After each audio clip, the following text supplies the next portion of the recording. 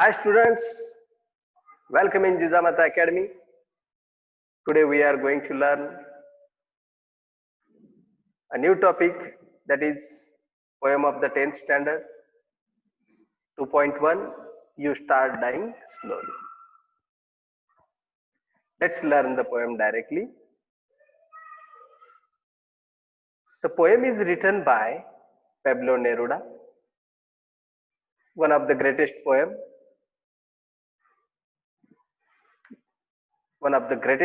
Pablo Neruda. This poem is translated also in many languages. So let's learn the poem directly. If you do not travel, if you do not read, if you do not listen to the sound of life, if you do not appreciate yourself, you start dying slowly. This is the first stanza of the poem. हा कवितेचा पहिला stanza आहे. If you do not travel, poet says, जर तुम्ही प्रवास नाही केला, मनसोक्त प्रवास नाही केला, if you do not read, तुम्ही वाचन नाही केलं, if you do not listen to the sound of life, तुम्ही जर मनाचा आवाज कधी नाही ऐकला, आणि if you do not appreciate yourself, आणि तुम्ही स्वतःचं कौतुक जर नाही केलं, you start dying slowly. तरी तुम्ही या आनंदी जीवनाचा ऱ्हास होऊन हळूहळू मृत्यूकडे वाटचाल करत आहात, हे लक्षात ठेवा. And in this way, poet tells us tips of lives. जीवनाचे काही महत्वाच्या गोष्टी कवी आपल्याला इथे देतोय.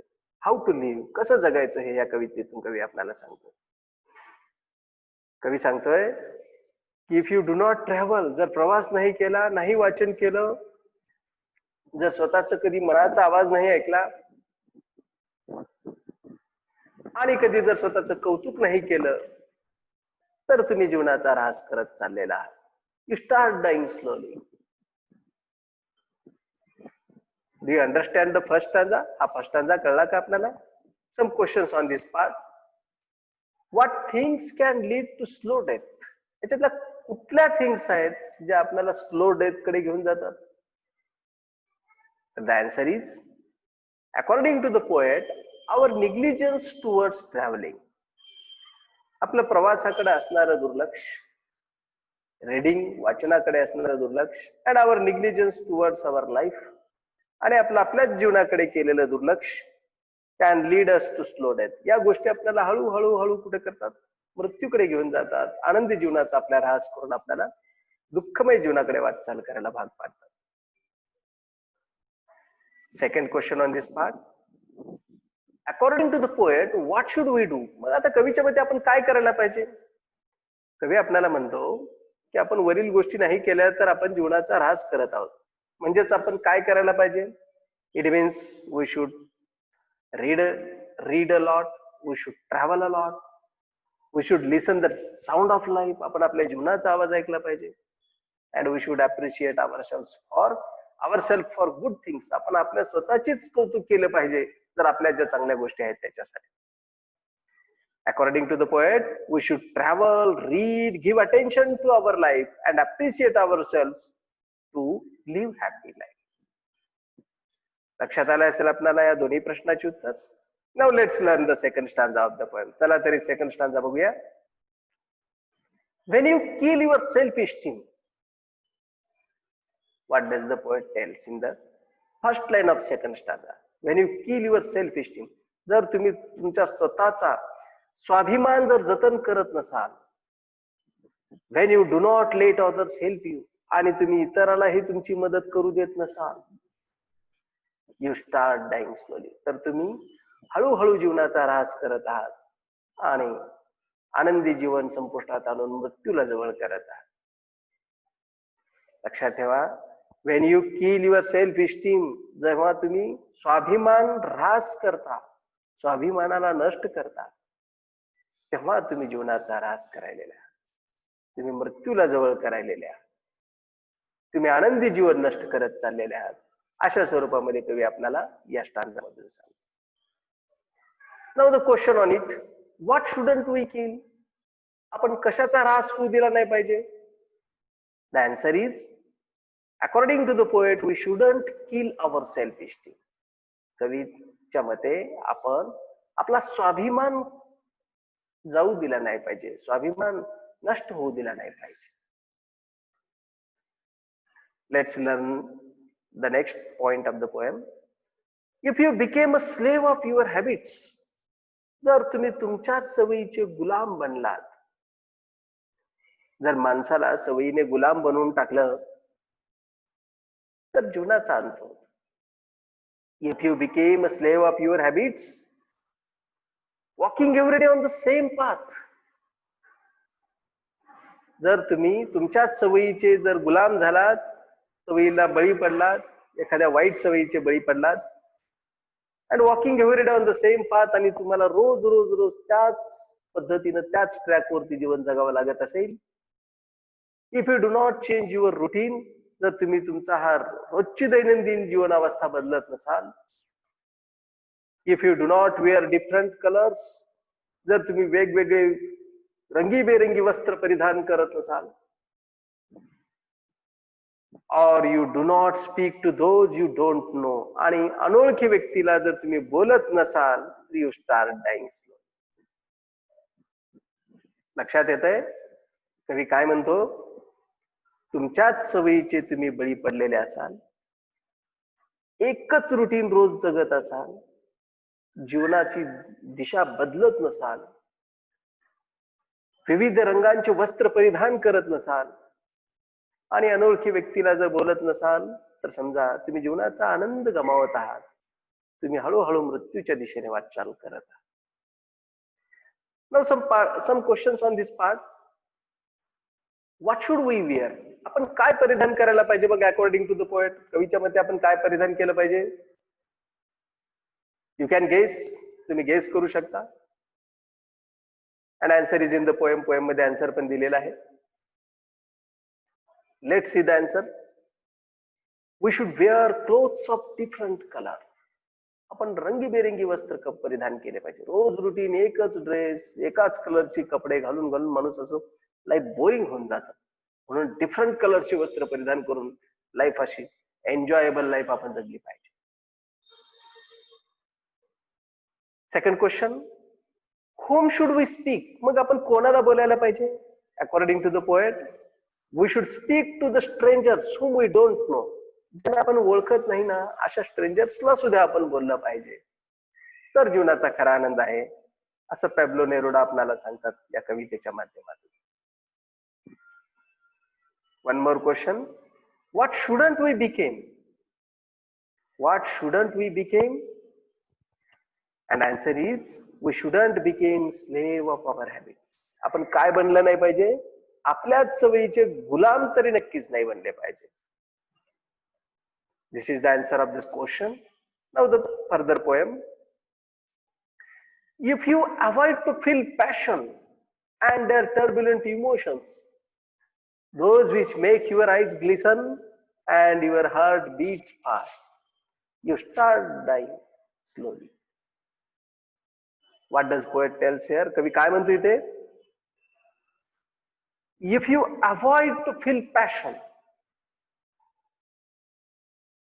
जर तुम्ही एखादी प्रबळ इच्छा मनामध्ये निर्माण होत असेल आणि त्याला तुम्ही टाळत असाल, if you avoid to feel passion and their turbulent emotions, आणि त्याच्या तीव्र इच्छेकडे तुम्ही जर दुर्लक्ष करत असाल, those which make your eyes glisten, ज्या गोष्टीने तुमचे डोळे चकाकतात, and your heart beat fast, ज्याने हृदयाचे ठोके वाढतात, अशा गोष्टीला जर तुम्ही अवॉइड करत असाल, तर यू स्टार्ट डाईंग स्लोली, तर तुम्ही नक्कीच हळूहळू मृत्यूकडे वाटचाल करत आहात आणि आनंदी जीवनाचा ऱ्हास करत आहात.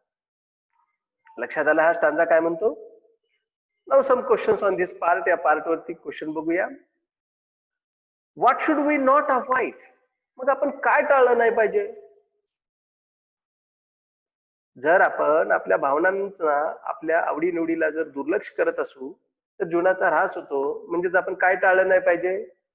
Answer is we should not avoid to feel passion and their turbulent emotions. आपण आपल्या आवडीनिवडी, आपल्या तीव्र इच्छा यांच्याकडे दुर्लक्ष नाही केलं पाहिजे. Here, look at the word turbulent emotions. It is the pair of adjective plus noun. Adjective plus noun ची pair आहे, याच्याकडे लक्ष ठेवा. Now the next stanza of the poem. If you do not change your life when you are not satisfied with your job or with your love, if you do not risk what is safe for the uncertain, if you do not go after a dream, if you do not allow yourself at least once in your life to run away from sensible advice, then you start dying slowly. Poet says thus, if you do not change your life when you are not satisfied with your job or with your love, जर तुम्ही तुमच्या कामाशी आणि प्रेमाशी समाधानी नसाल आणि तरीही तुम्ही तुमचा मार्ग बदलत नसाल, तर यू आर डाईंग स्लो. तर तुम्ही हळूहळू जीवनाचा ऱ्हास करता.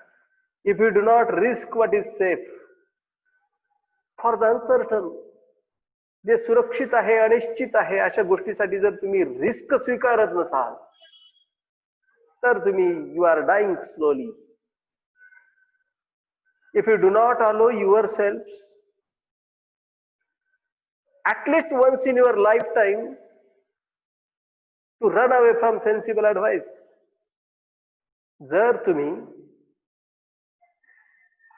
एखादा सेन्सिबल ऍडवाइस, समंजसपणाचा विचार सोडून देऊन, एकदा तरी का होणार जीवनामध्ये समंजसपणा सोडून देऊन जर वागत नसाल आणि तसं वागण्याची परमिशन स्वतःला देत नसाल, तर you are dying slowly.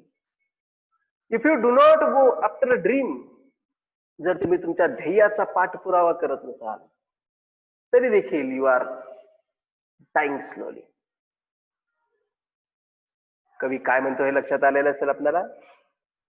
If you do not change your life, जर तुम्ही तुमचा जीवनाचा क्रम बदलला नाही, जर तुम्ही समाधानी नाही आणि तरीही तुम्ही तसंच जीवन जगत असाल, तर यू आर डाईंग स्लोली. तुम्ही जर सुरक्षित असलेल्या गोष्टीसाठी सुद्धा जर तुम्ही रिस्क घ्यायला तयार नसाल, तर यू आर डाईंग स्लोली. आणि तुम्ही जर तुमच्या ध्येयाचा पाठपुरावा करत नसाल, तरी देखील यू आर डाईंग स्लोली. आणि एकदा तरी जीवनामध्ये सेन्सिबल ऍडवाइस सोडून देऊन वागण्याची परमिशन देत नसाल, तर you are dying slowly.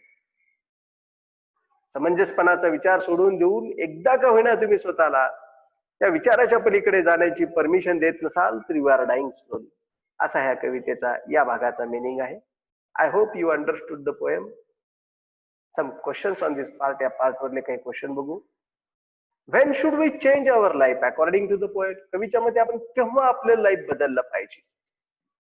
And answer is when we are not satisfied with our job or our love. And the second question, what should we risk? आणि आपण रिस्क कशाची घ्यायची?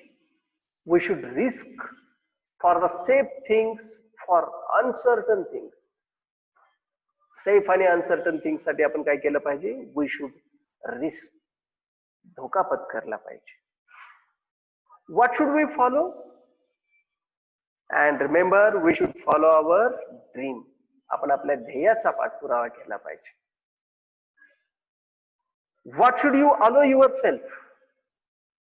आणि तुम्ही कशाची स्वतःला परमिशन द्यायला पाहिजे?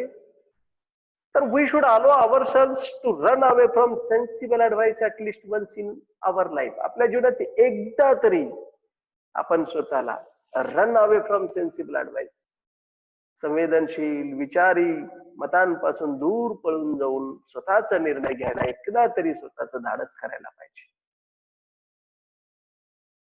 These are some questions of the poem. I hope you understood it. Now the poetic appreciation. It is for 5 marks in the exam. Exam मध्ये याला 5 मार्क असतात. Let's learn the poetic appreciation. Write an appreciation of the poem with the help of following points. That is title, You Start Dying Slowly. Poet, Pablo Neruda. Rhyming scheme, it's a free वर्स poem.